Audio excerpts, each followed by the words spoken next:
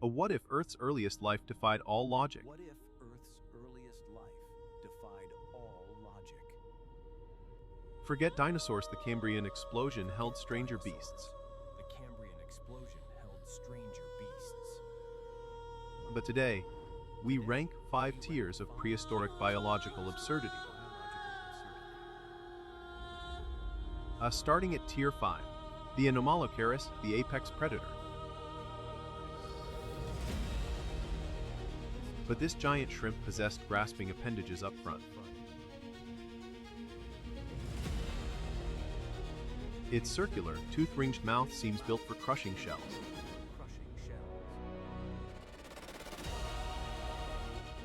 It dominated the seas for millions of years in that era.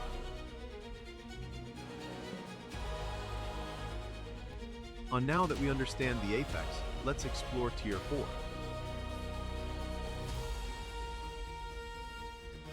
Hallucigenia was initially interpreted completely backwards. Scientists first thought these spines were legs holding it up.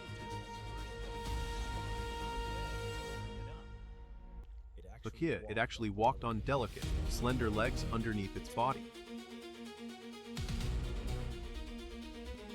And in its mouth, a surprisingly simple opening, lacked any complex teeth. Its survival mechanism was pure, walking armor plating. Moving upward to Tier 3, where vision gets truly strange.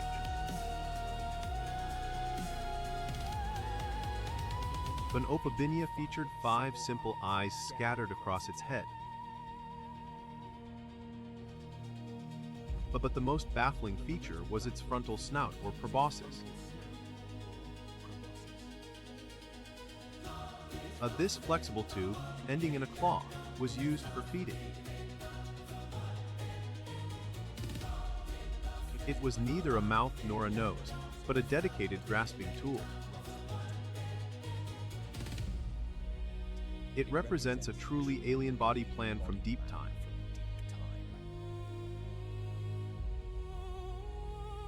Tier 2 introduces an organism whose anatomy baffles paleontologists still.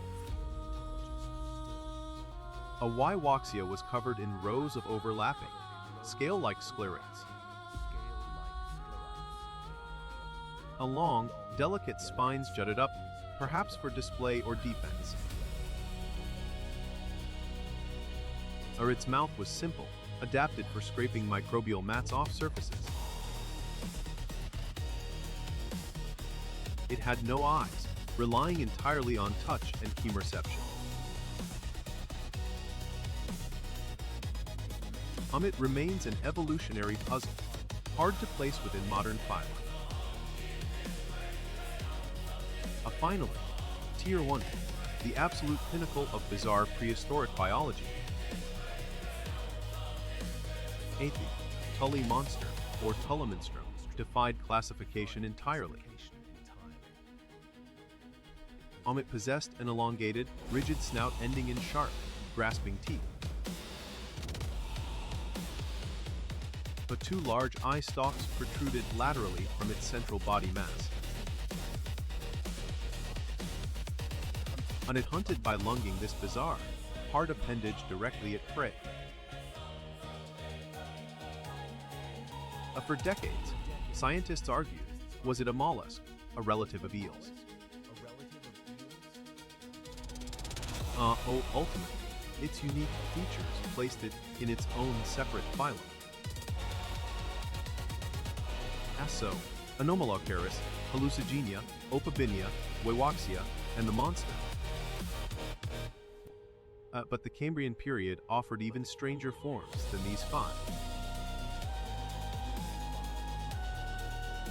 Fossil preservation is inherently biased toward hard, mineralized structures. Creatures reliant purely on soft bodies rarely leave us clear evidence.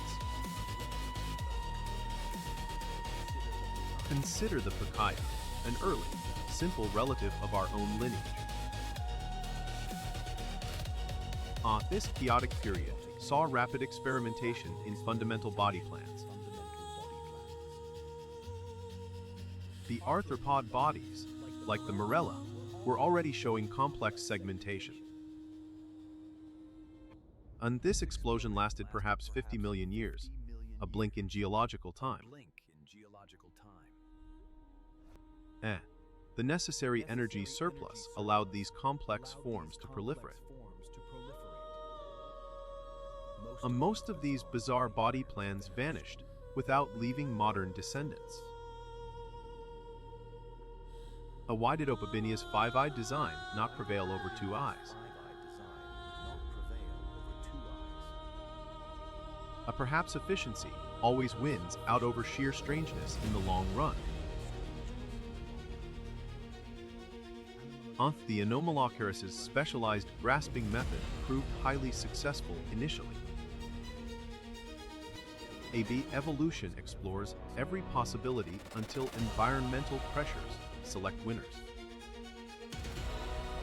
The Tully Monster's snout, however, seems a specialized evolutionary dead end. But understanding these creatures requires careful interpretation of scant physical evidence. Faithy, the original organic structure is replaced molecule by molecule with rock. These five beasts define the strangeness of deep biological history.